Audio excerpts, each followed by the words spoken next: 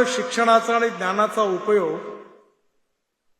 भविष्यात कोणत्या दिशेने करायचा आहे याचा निर्णय आपल्यासारख्या सुज्ञ आणि सुशिक्षित युवकांना करायचा आहे. शिक्षणातून रोजगार मिळाला पाहिजे, कारण no philosophy can be taught to empty stomach हे विवेकानंदांनी सांगून ठेवलेलं आहे. आणि त्यामुळे शिक्षणाचं स्वाभाविकपणे व्यावसायीकरण पण होत आहे आणि शिक्षणातून रोजगार पण निर्माण होतो आहे. व्यवसायभिमुख तांत्रिक शिक्षण याची पण देशाला गरज आहे. जर एखाद्या देशाची प्रगती आणि विकास करायचा असेल तर आपल्याला उत्तम इन्फ्रास्ट्रक्चर डेव्हलप करावं लागतं. उत्तम इन्फ्रास्ट्रक्चर म्हणजे water, power, transport and communication. आणि उत्तम इन्फ्रास्ट्रक्चर झाले की इंडस्ट्री येते, कॅपिटल इन्व्हेस्टमेंट येते. आणि इंडस्ट्री आणि कॅपिटल इन्व्हेस्टमेंट आली की एम्प्लॉयमेंट पोटेन्शियल वाढतं. आणि एम्प्लॉयमेंट पोटेन्शियल जेव्हा निर्माण होतं, रोजगार निर्माण होतो, त्यातून गरिबी दूर होते. Eradication of the poverty is the most important subject for Indian society and the nation. आणि म्हणून तुम्ही जे नॉलेज प्राप्त केलेलं आहे ते खूप महत्वाचं आहे. फ्युचरिस्टिक विजन फॉर डेव्हलपमेंट ही खूप महत्वाची आहे. आपल्या देशामधून काय एक्सपोर्ट होतं आणि काय इम्पोर्ट होतं याचा आपण पहिल्यांदा अभ्यास केला पाहिजे. एक्सपोर्ट वाढवलं पाहिजे आणि इम्पोर्ट कमी केलं पाहिजे. आणि हे जर करायचं असेल तर टेक्नॉलॉजीचा उपयोग करणं खूप आवश्यक आहे. सोसायटीमध्ये 3 गोष्टी महत्वाच्या आहेत की आपल्या समाजामध्ये इकॉलॉजी आणि एन्व्हायरमेंट, इकॉनॉमी आपल्याला डेव्हलपमेंट तर करायचीच आहे, इकॉनॉमी पण डेव्हलप करायची आहे, पण त्याचबरोबर इकॉलॉजी आणि एन्व्हायरमेंट पण प्रोटेक्ट करायची आहे. मी खूप वर्षांनी पनवेलला आलो आहे आणि मला जुन्या दिवसाची आठवण झाली. ज्यावेळी मुंबई पुणे एक्सप्रेस हायवेचं काम करण्याची संधी मला मिळाली, त्यावेळी या जुन्या ओल्ड मुंबई पुणे हायवेवरून मी अनेक वेळा या ठिकाणी यायचो. त्यानंतर या पनवेलच्या चौकात किती पोल्युशन व्हायचं याची मला कल्पना आहे, किती ट्रॅफिक जाम व्हायचा मला माहिती आहे. पण आता 900 कोटी रुपयाचं जंक्शन, कळंबोळी जंक्शन आता आम्ही बनवायला घेतलंय आणि ते काम पूर्ण झालं की तुमचं प्रदूषण कमी होईल. JNPT जाणारे सगळे रोड चांगले बनलेले आहेत. पण मला त्यावेळी कल्पना नव्हती की मुंबई पुणे एक्सप्रेस हायवे याची विड्थ कमी होईल. आणि म्हणून मी आता पुन्हा एकदा मुंबई टू पुणे हा नवीन एक्सप्रेस हायवे बांधायला घेतला. म्हणजे JNPT वरून निघणारा ट्रॅफिक डायरेक्ट टनेल करून डायरेक्ट चौकला जाईल आणि पुढे पुण्याच्या रिंग रोडला जाईल. आणि पुण्याच्या रिंग रोडवरून डायरेक्ट बेंगलोरला नवीन रस्ता बनवतो आहे. आणि त्यामुळे मुंबई ते बेंगलोर फक्त 5.5 तासात होईल. आणि तुम्हाला अजून चांगली संधी आहे की या वर्षी डिसेंबर समाप्त होण्याच्या आधी मी प्रयत्न करीन की तुम्ही पनवेलवरून तुमच्या गाडीत बसून 12 तासाच्या आत दिल्लीला पोहोचाल. रस्त्याचं काम जवळपास पूर्णत्वाकडे आहे. रोड चांगले बनले पाहिजे, कारण American president John F Kennedy यांनी म्हटलं होतं की American roads are not good because America is rich, but America is rich because American roads are good. रोडमुळे प्रॉस्पेरिटी येते, विकास होतो, पण त्याचबरोबर आपल्याला इकॉलॉजी आणि एन्व्हायरमेंट पण प्रोटेक्ट केली पाहिजे. इन्फ्रास्ट्रक्चर पण चांगलं झालं पाहिजे आणि इकॉनॉमिक ग्रोथ पण वाढली पाहिजे. पण त्याचबरोबर आपल्याला समाजाच्या सगळ्या क्षेत्रात प्रगती केली पाहिजे. तुमच्या भागाला समुद्र किनारा मिळालेला आहे आणि मी जेव्हा शिपिंग मंत्री होतो तेव्हा तामिळनाडूच्या फिशरमॅन करता 100 ट्रॉलर दिले होते. कारण टेक्नॉलॉजी खूप महत्वाची आहे. आपल्या ज्या फिशिंग बोट आहेत त्या फक्त 10 नॉटिकल मैल समुद्रात जातात, पण जे नवीन ट्रॉलर त्यावेळी शिपिंग मिनिस्ट्रीत मी असताना आम्ही डेव्हलप केले ते 100 नॉटिकल मैल जातात. आणि ते गेल्यामुळे आपल्या फिशिंगचं उत्पादन आपण 5 ते 6 पटींनी वाढवू शकतो. प्रोसेसिंग, पॅकेजिंग, आणि म्हणून ही ब्ल्यू इकॉनॉमी जी आहे ही आपल्या देशात 7 लाख कोटी रुपयाची बनवण्याचं मिशन भारत सरकार समोर आहे. पण टेक्नॉलॉजीचा उपयोग केला पाहिजे. जे आपले ट्रॉलर आहेत त्याच्यावर बर्फ बनवायचा कारखाना आहे, कोल्ड स्टोरेज आहे आणि 100 नॉटिकल मैल समुद्रात जाईल, त्यामुळे दूरवरचे मासे आपल्याला पकडता येणार आहेत. अशी अनेक क्षेत्र आहेत की JNPT ज्यावेळी होता, मी ज्यावेळी मंत्री होतो तेव्हा याचा ड्राफ्ट वाढवला आणि JNPTला त्या काळात 2000 कोटी रुपये प्रॉफिट झाला. आज JNPT हे जगातलं 3ऱ्या नंबरचं कंटेनर पोर्ट झालेलं आहे. त्यामुळे रोजगार निर्माण झालेला आहे. आपल्याला आपल्या क्षेत्रामधल्या स्ट्रेंथ काय आणि विकनेसेस काय आहेत याचा अभ्यास आपल्या इथल्या तरुण विद्यार्थ्यांनी जर केला तर त्यांना भविष्याची विजन मिळणार आहे. मी नेहमी सांगतो की there are some people who convert problems into opportunities and there are some people who convert opportunities into the problems. समोरचे प्रश्न आणि समस्यांना घाबरून जाऊ नका. त्या समस्यांचा सामना करा, त्याच्यावर सोल्युशन आहे आणि ते सोल्युशन काढण्याची क्षमता जर लिडरशिपमध्ये असेल तर काही समस्या नाही आहे. मी जेव्हा मुंबई पुणे एक्सप्रेस हायवे आणि 55 उड्डाण पूल आणि वरळी बांद्रा सीलिंग प्रोजेक्ट बांधला त्यावेळी मला खूप शिकायला मिळालं. महाराष्ट्र सरकारजवळ पैसे नव्हते, फक्त 5 कोटी रुपये होते.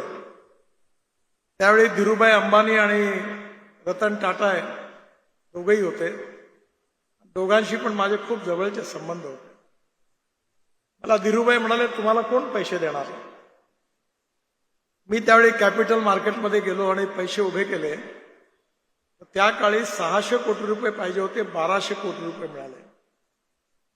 आणि एवढा पैसा मिळाला की हे सगळी कामं जनतेच्या पैशातून झाली. आता तर माझ्या मिनिस्ट्रीत पैशाची कमी नाही आहे, खर्च होत नाही ही अडचण आहे. माझ्याकडे 15 लाख कोटी रुपये पडले आहेत. मी माझे रोड मॉनिटाईज करायला गेलो, भरपूर पैसे आहेत. आमच्या इन्व्हिट मॉडेलला आम्ही मुंबई स्टॉक एक्सचेंजमध्ये जेव्हा लॉन्च केलं तेव्हा 7 दिवसाचा अवधी होता, पण पहिल्याच दिवशी 7 तासात 7 टाइम्स ओव्हर सबस्क्राईब पैशाचा पाऊस पडला. या देशात पैशाची कमी नाही आहे, टेक्नॉलॉजीची कमी नाही आहे, पण देशाकरता इमानदारीने काम करणाऱ्या नेतृत्वाची कमी आहे. जर आपण सगळ्यांनी देशाकरता आणि समाजाकरता काम करायचं ठरवलं, यू कॅन मेक मिरॅकल्स. आज आपल्या प्रत्येक क्षेत्रामध्ये खूप संशोधन होत आहे, अनेक स्टार्टअप आहेत, रिसर्च आहेत. या सगळ्याच्या भरोशावर सगळे आता आयाम बदललेले आहेत. आपण एक वेळा युद्ध करायचो तर त्या ट्रकमध्ये सैनिक रायफल घेऊन उड्या मारायचे आणि बॉर्डरवर धावायचे. आता कुठे पाहायला मिळत नाही. आता ड्रोन आणि मिसाईलचं युद्ध आहे. मी इराणमध्ये गेलो होतो, आता तर युद्ध सुरू झालं.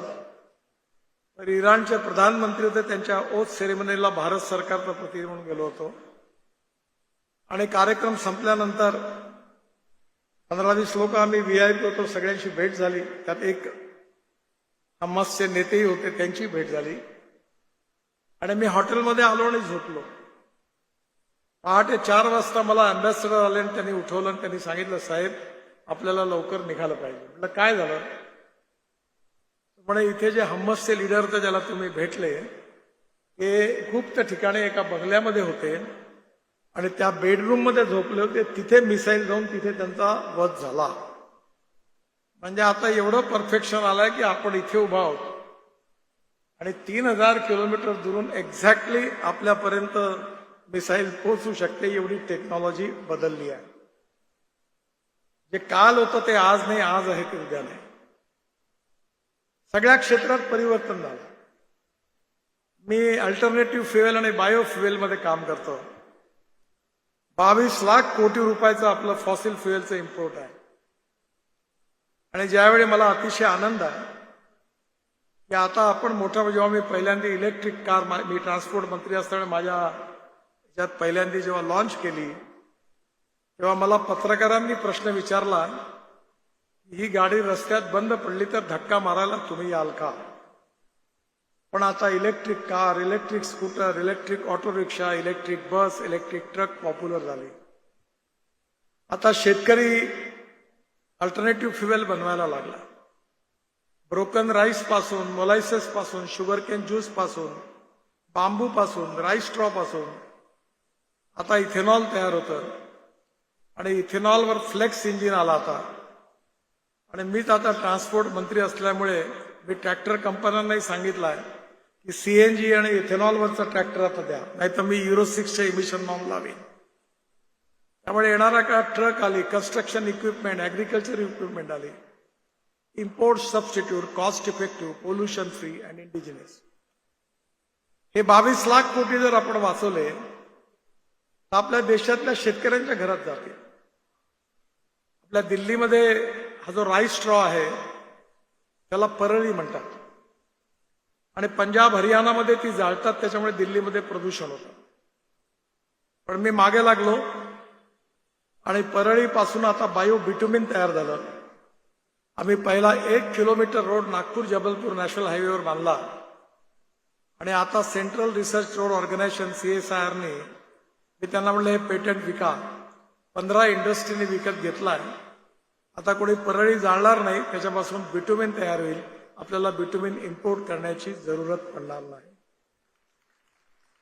पानिपतमध्ये आम्ही एक कारखाना सुरू केला. त्यात परळीपासून, राईस स्ट्रॉ पासून 1 lakh litre ethanol, 150 tonne bio bitumen आणि 78,000 tonne per year aviation fuel तयार होतं. Sustainable aviation fuel. आता आपला शेतकरी केवळ अन्नदाता नाहीये, ऊर्जादाता झाला. ऊर्जादाता नाही झाला, इंधनदाता झाला. इंधनदाता नाही तर बिटुमिन दाता झाला. आणि आता मी शेतकऱ्यांना आवाहन करतो की हायड्रोजन तयार करा. माझ्याकडे हायड्रोजनची गाडी आहे, मी दिल्लीमध्ये वापरतो. त्या गाडीचं नाव आहे मिराई. ही टोयोटोची आहे आणि मिराई हा जापानी वर्ड आहे.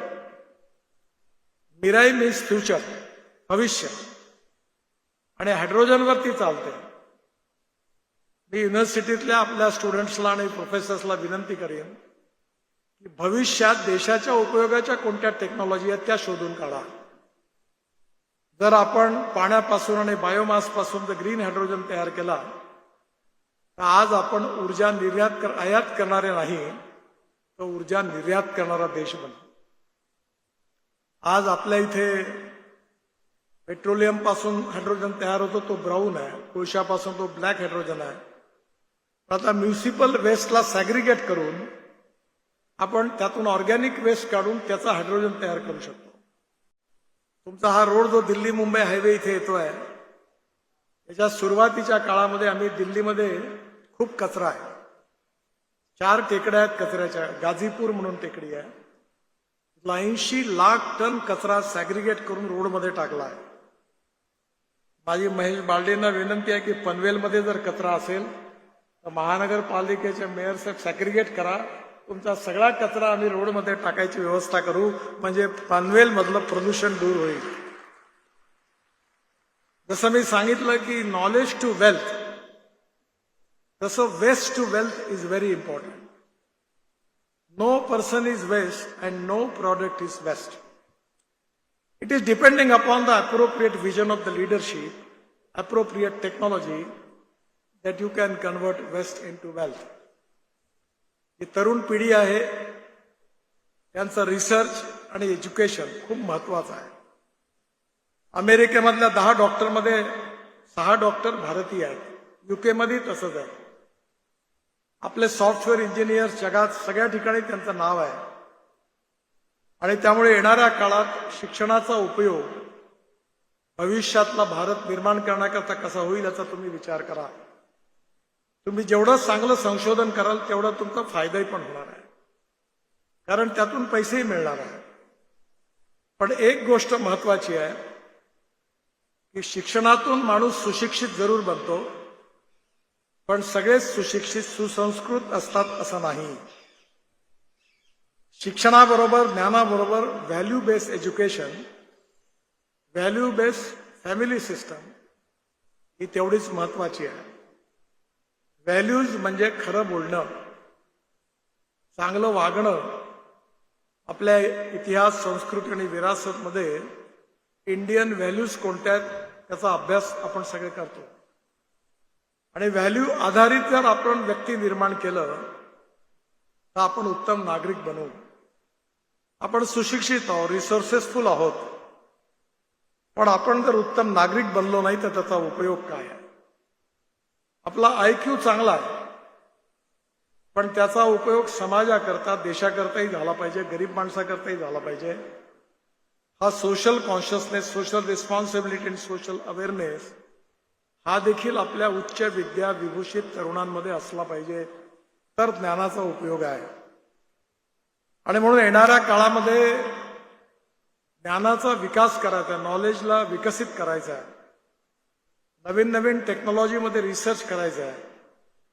रोजगार तर मिळेलच, पण देशाच्या विकासामध्ये आपल्याला कॉन्ट्रीब्युशन करायचं आहे असं जर तुम्ही ठरवलं तर तुमचं ते कॉन्ट्रीब्युशन देशाकरता खूप मोठं होणार आहे. मला नेहमी जेव्हा संधी मिळते युनिव्हर्सिटीमध्ये जाण्याची, IIT मध्ये जाण्याची, ते मला खूप आनंद होतो, कारण हे सगळे तरुण उद्याच्या भारताचे शिल्पकार आहेत. You are the architect of future India. आणि तुम्ही जर मनात आणलं तर हा देश विश्व गुरु बनू शकतो, जगातली पहिल्या नंबरची आर्थिक महाशक्ती बनू शकतो. इम्पॉसिबल हा वर्ड म्हणजे I am possible. Everything is possible. आणि तुम्ही हे करू शकता, आणि ही करण्याची क्षमता तुमच्यामध्ये आहे.